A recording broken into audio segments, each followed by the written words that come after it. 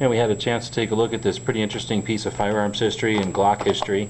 This is an older style Glock box. What we're looking at is a 2002 era Glock 22. So it's the 40 caliber Glock, and this is the notorious one with the bad frame rails. And we actually were able to find one here with bad frame rails.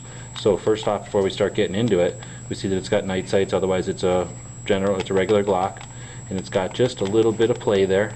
Not a lot though. And here's a new non-damaged Glock, and there's not a big difference in the play. There's some play in this one, but there's also a little bit of play in this standard Glock.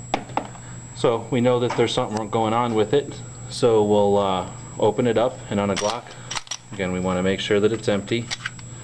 Once we verify physically and visually that it's empty, point it in a safe direction. Go ahead and take it down. Nothing going on with the slide, but what we're going to see here is the rear frame rail is missing. And it might be a little tough to see in the video, but the Glock has 4 frame rails built into the frame, 2 up front, and there should be 2 in back, but we're seeing just the 1 there. Again, we'll bring this modern Glock up, and now we can compare those. And again, I'm not sure all that's going to come up in the video, but we're seeing the frames intact on that side, and then the frame rails is missing here on the black one. No, it's not because the green is just inherently stronger.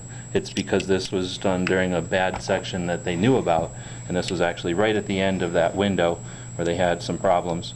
They've of course fixed the problems years ago, but since we had an opportunity to see one of the broken ones, we figured we'd snap some quick video of it.